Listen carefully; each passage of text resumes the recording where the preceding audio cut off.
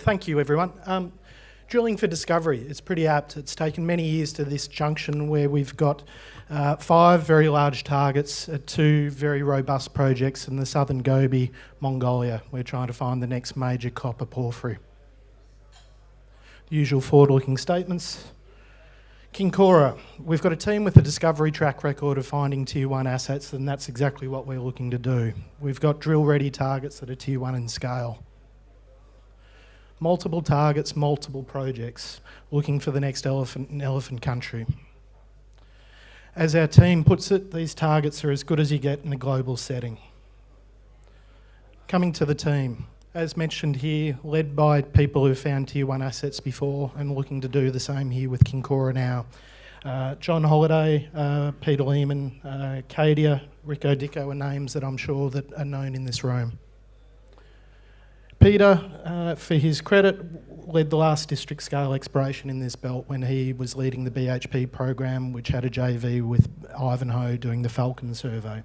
So we've assembled Peter, who ran that team, and the chief geophysicist, Barry DeWitt. Got a team with deep experience in Mongolia as well, both technically and then also operationally. Chairman Cameron McRae was involved with OT, also involved with the exploration committee there at OT, seeing the construction of the open pit and commencement of the underground. You've got a deep board with no passengers on it, who also are either based in Mongolia, speak in Mongolia, or have operated in Mongolia. And the team has skin in the game. The Southern Gobi, for those who aren't so familiar with it, is a prolific copper porphyry belt. In the last period that there was district scale exploration here, discoveries accounted for 9% of the contained metal over that decade period.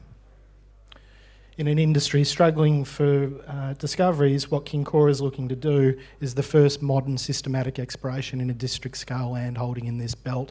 And the 2 targets that we're looking to drill test this field season, or 2 projects, should I say, with multiple targets, could be of a sufficient scale to be the first major discovery, according to this data, to S&P since 2014. So we're at that pointy stage. It just doesn't take overnight to get to a point where you're looking to drill these sort of scalable targets.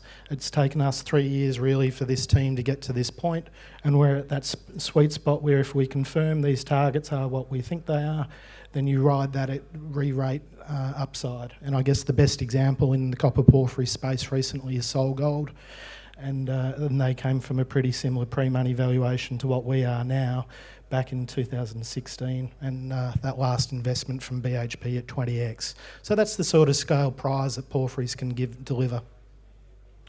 So the location. OT, the largest expansion project in the industry, the 3rd largest copper mine in the world with a 100-year mine life. People often ask what's it like operating in Mongolia, and there's pretty good proof of concept right there. 17,000 people at site constructing that project.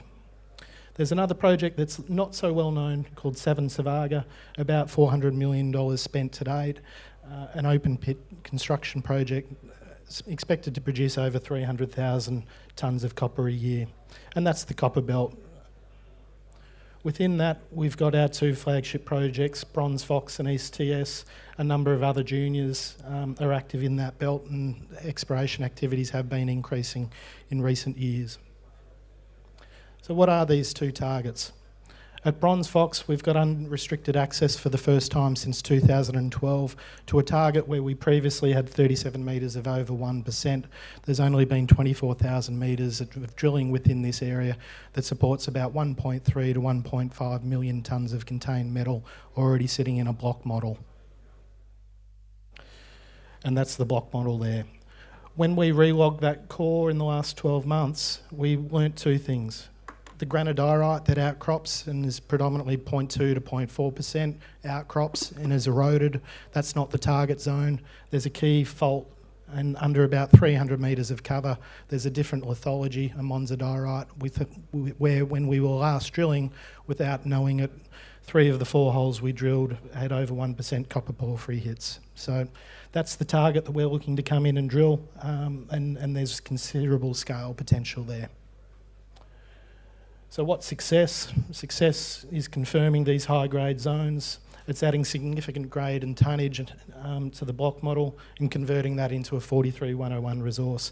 The first hole there, HP1, is a scissor hole to that previous hole that had over 1,000 metres of copper in it, 37 metres of over 1%, that now we understand drilled across the top and away from the target. East 7 Savaga, less than 15 kilometres away from a $1 billion construction project that we think is an eroded porphyry. What we're looking to find in this belt is effectively the Hugo or Heruga that makes OT the unique asset that supports OT having the 100-year mine life. What we're looking here at is a preserved porphyry at about 400 to 500 metres of cover. So what's success? Success is confirming and drill testing these 4 intrusions that we've identified that has very attractive geophysical targets that first phase drilling was just too short of. So in summary, a sophisticated and consolidated register, a number of institutions well known on the register. We've been through 3 independent technical reviews in the last couple of year period validating these targets. Lim out of Hong Kong here bought 28% of the company on the secondary market last year, and a couple of other well-known institutions, EBRD and RCF on the register, who came in at the last financing that we did. That's the appendix. This is the team. Again, deep relevance in terms of understanding of what it takes to find discoveries, understands the risks and opportunities that we've got in Mongolia. So to recap, Kincora, we're at that pointy stage of looking to make a number of discoveries. We've got 5 targets at 2 projects that are drill ready. The team's got skin in the game. These targets have been validated by an institutional and sophisticated register, including an independent technical report from our largest shareholder of our plans this field season. And we're at that point where success means multiples, not percentages of returns. And that's what you need to see in exploration. So thank you everyone for taking the time.